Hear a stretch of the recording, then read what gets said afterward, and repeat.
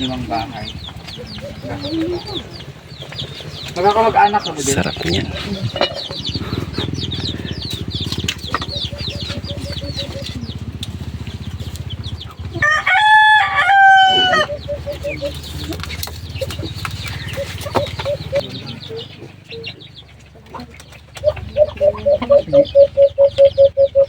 Ay, mas papi sila.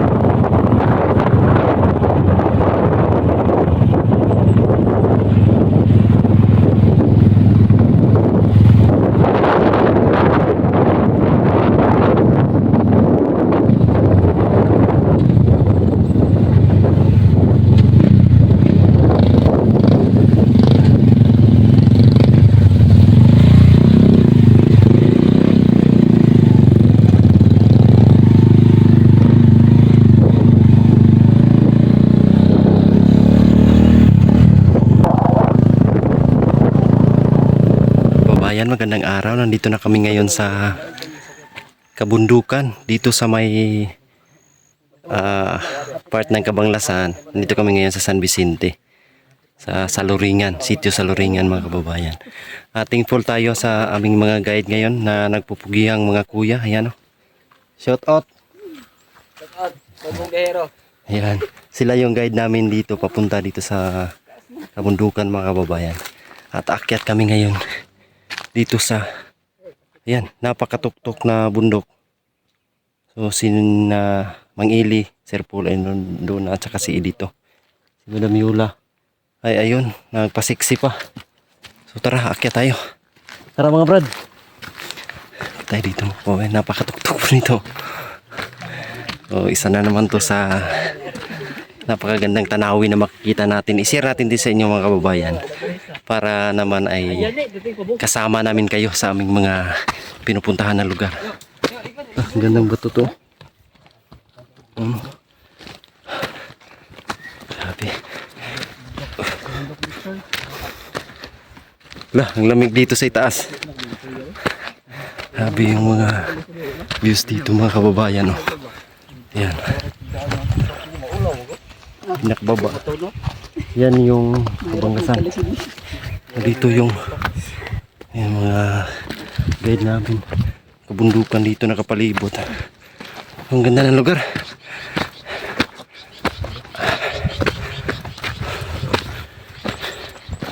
Grabe. Ito yung mga tinaniman nila ng mais, oh.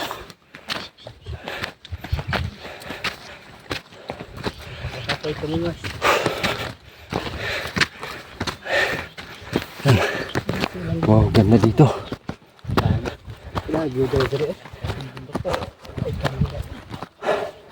Ayan, may mga bahay-bahay dito mga kababayan. Ayan. Ang kabundukan. Ayan yung nakit namin. Sa baba. Grabe yung tanawin po. So kadalasan dito yung mga pananim, may mga mais. Ayun para si dito nasa baba. Nakakahingal mga kababayan. Mga bahay dito. Wow. Grabe. 360 views. Ang ganda. Wow. Dito pa tayo.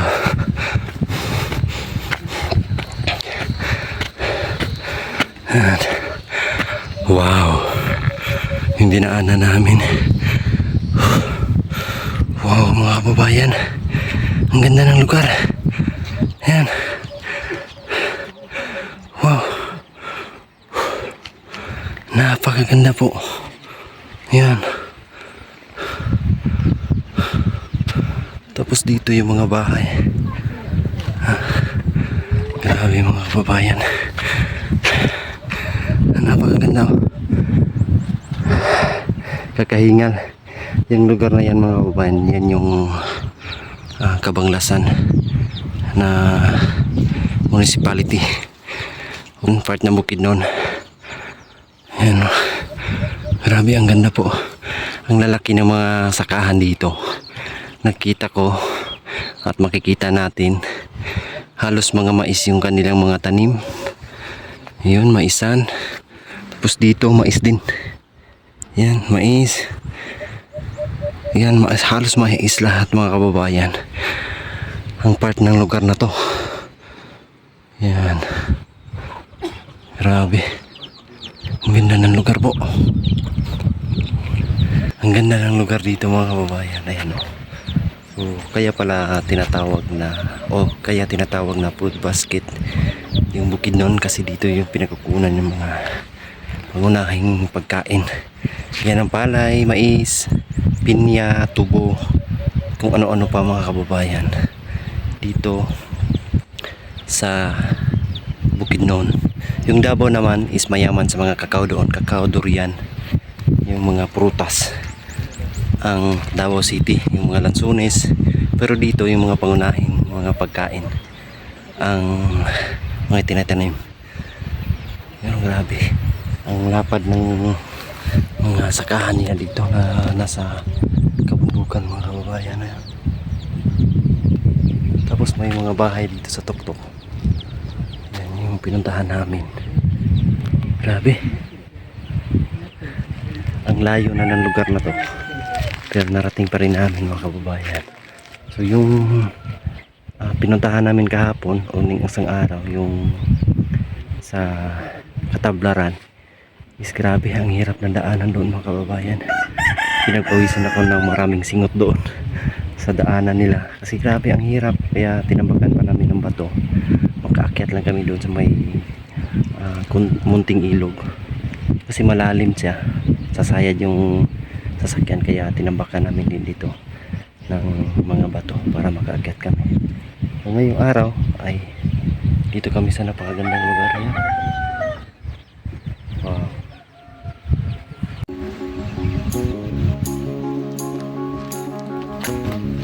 Wow. Ang ganda. Ang sarap ng hangin dito mga kababayan. Ang lamig, sarap sa pakiramdam.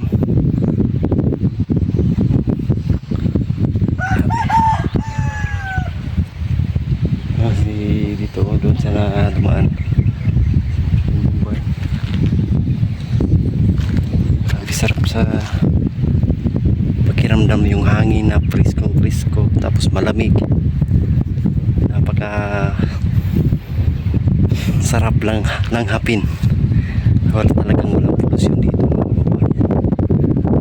Sarap talaga tumira sa mga ganitong lugar.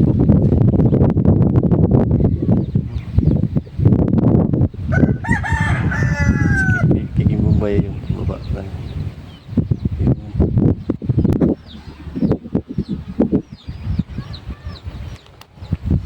Grabe yung dito, nakakabangha po talaga yung mga lugar na aming mga pinupuntahan.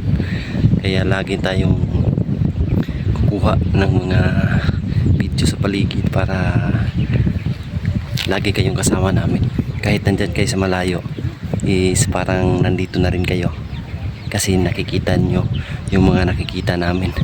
At napagmasdan nyo yung mga napagmasdan namin.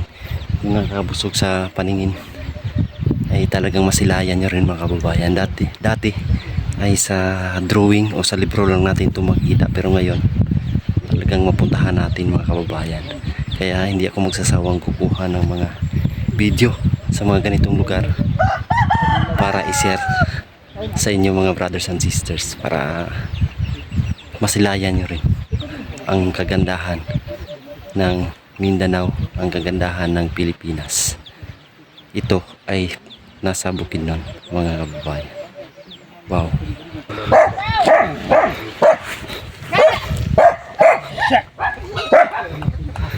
Yung mga bahay nila dito.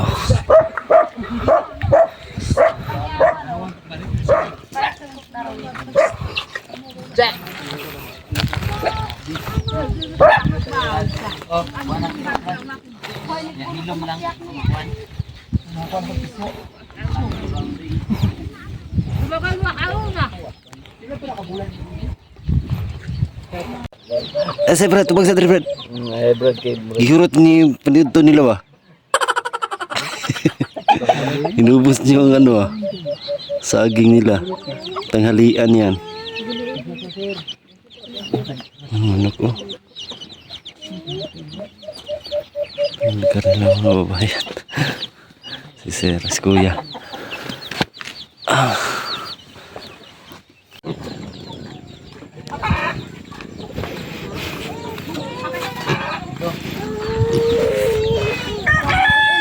Ang ganda talaga ng lugar. Day, kung pa tirahin ka doon sa taas, payag ka. Kung may elevator. Meron. Ganda dyan, bahay mo. Meron elevator. Meron elevator. Tapos 360 degree. Pero hindi magamit kasi wala mang kurente. Yung ganun. Mano-mano. Hugot-hugot. Ano? Ba't andun si dito day? Ha? Ang layo mag-outro. Narinig tayo doon, ang layo.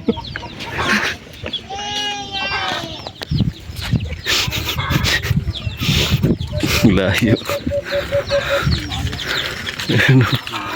Si dito ang layo ng outro. Grabe day.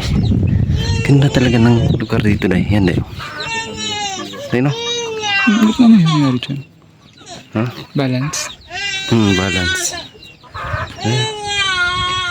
Ganda ng lugar no? Dito oh. Kabila. Ano mga to kaninay? Kung tao, Grabe talaga mga kababayan ba.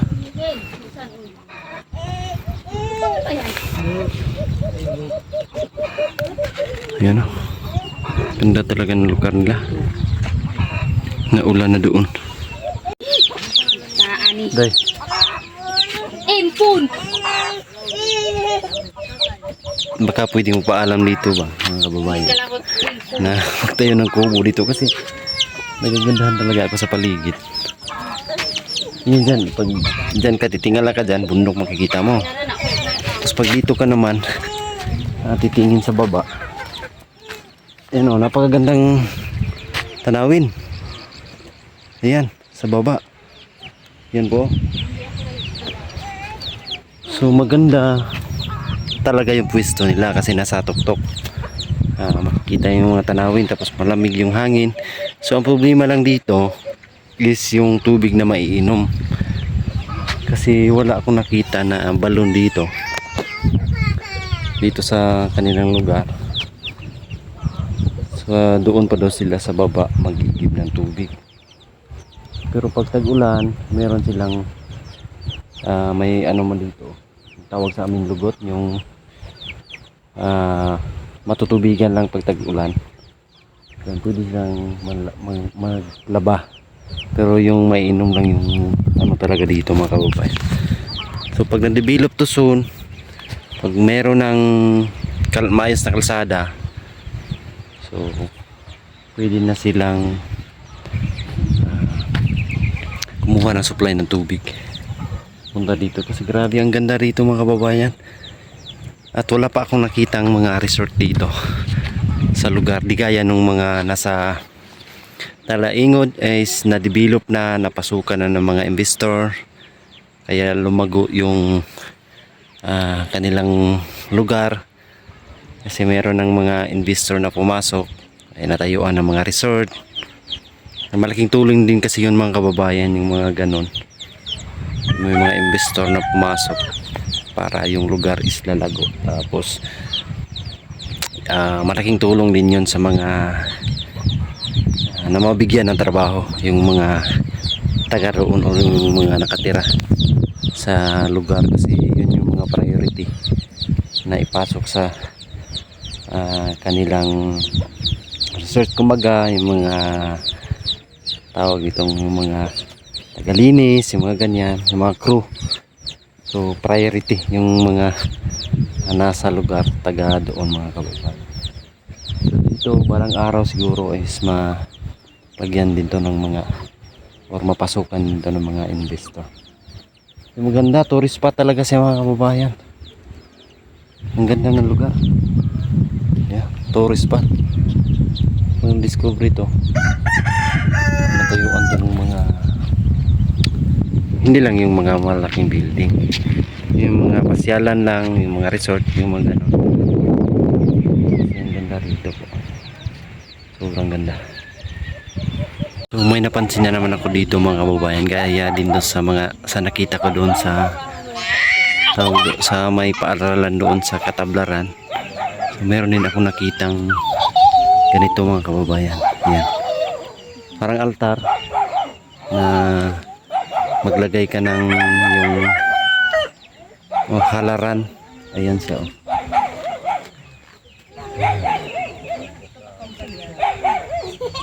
So yan yung mga pamahiin po mga kababayan sa gaya nila dito.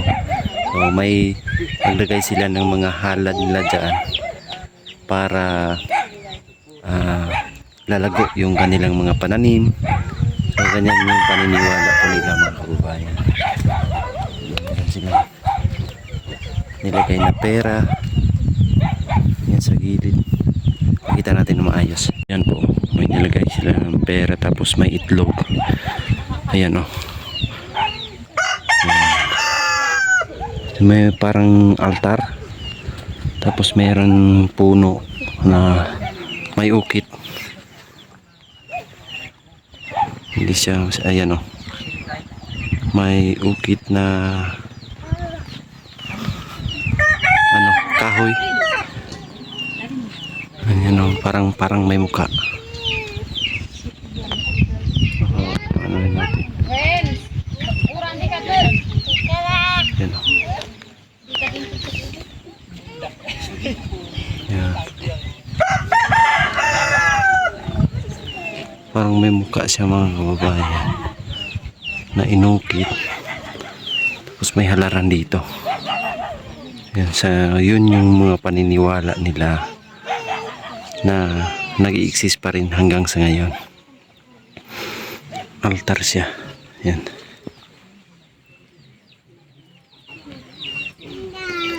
O, ayan, so ang mga ayan, parang may inukit na mukha po mga kababayan.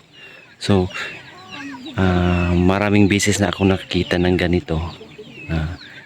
Kasi si Nanay Lorna meron din ganyan mga kababayan. Doon sa loob ng kwarto niya, meron din siyang ganito. Ayan, parang ganyan, o halaran. Tapos ganito rin, doon din sa lugar ni na Russell ay meron din mga kababayan. At kahapon na puntahan namin sa Katablaran ay meron din ganyan. mga nire-ritualan ng mga kapatid natin na mga katutubo. So yun yung mga paniniwala nila na hanggang ngayon ay nag-i-exist pa rin o tawag nitong sinusunod pa rin nila, pero nirespeto natin ang kanilang mga paniniwala po mga kababayan. Meron silang mga paniniwala na pag may magbigay ka ng tawag sa amin is halad, meron kang represent mo dyan.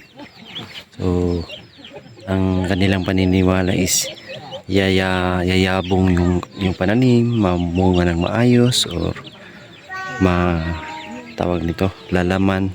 Kung kamuti man yung tananim is maraming laman yung, or marami kang maaani mga kababayan. So, yun yung mga paniniwala po ng ating mga kapatid na mga katutubo. Ayan, yung mga ganyan. So, kasi sa atin po, sa ating paniniwala is hindi na tayo naniniwala dyan sa mga ganyan, pero nirespeto natin ang kanilang mga paniniwala o mga kinagisnan pa sa mga ninuno yung mga ganyan. Kasi sa atin ngayon malaki na yung pagbabago. Yung mga paniniwala ng mga ninuno natin is unti-unti na nawala. Yung mga hindi ka nais is unti-unti nang nabago, kasi marami na tayong mga nalalaman kung ano yung mga totoong mga mangyayari. So ngayon ay nandito pa kami, naulan na. Mga kasamahan natin.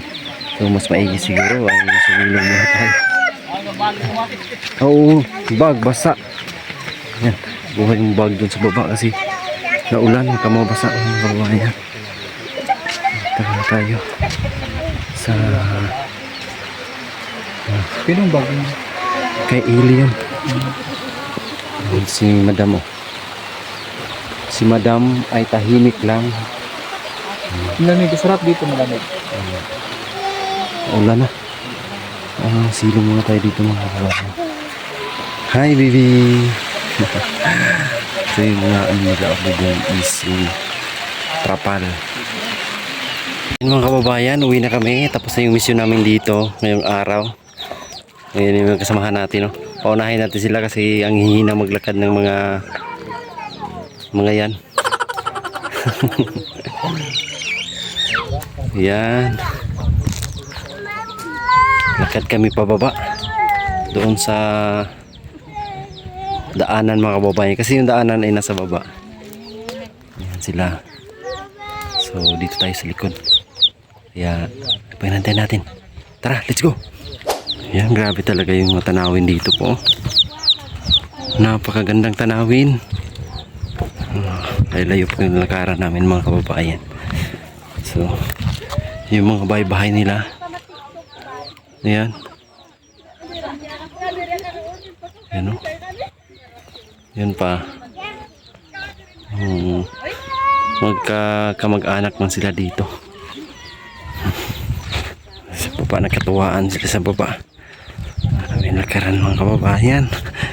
Lakad na naman tayo dito.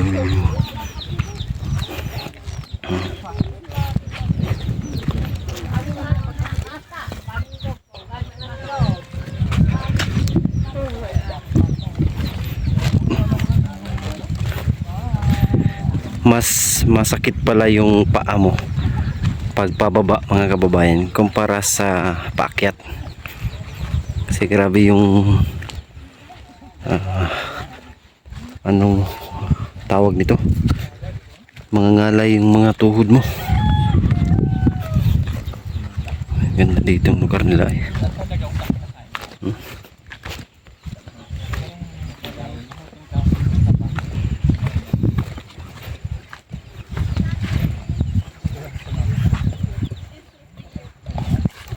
Yan yung kabundukan mga kababayan. Yan. Tapos yung mga bahay nila ay nasa taas. Yan. So nakita namin sila. Galing kami doon sa baba. Diyan sa baba. Kasi daanan sa baba. Doon pa lang ay makikita na yung bahay dito. Uwi na kami.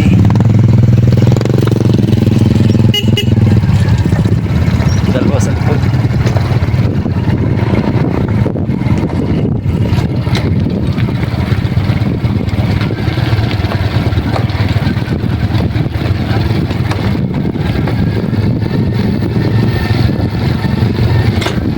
Nalisod pa kayo itong aghanan ni sir ba? Oh, lisod pa yun. Parang halaw na kayo makakuha pang motor.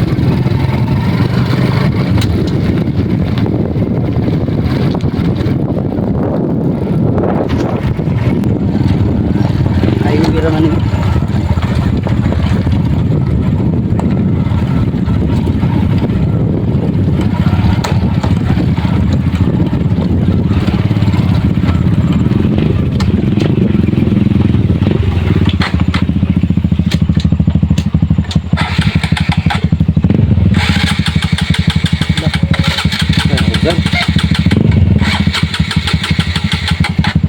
Ay, Nope. naop ba eh?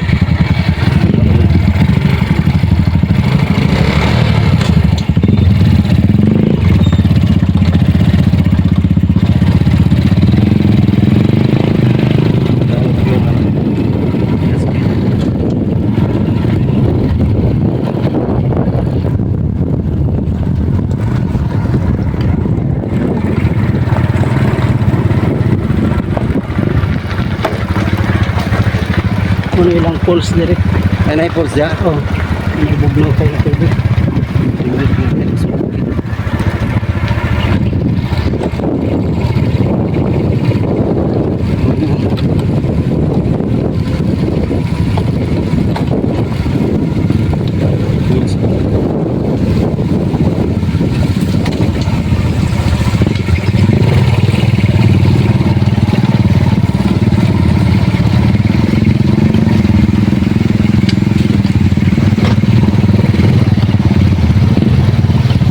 Bayan, grabe yung biyahe namin. Ngayon ay papauwi na po kami ng Davao. So, tapos na yung mission namin. Tuminto muna kami dito sandali sa may nagtitinda ng balot para maka-snack lang kasi walang kainan dito kami nadaanan.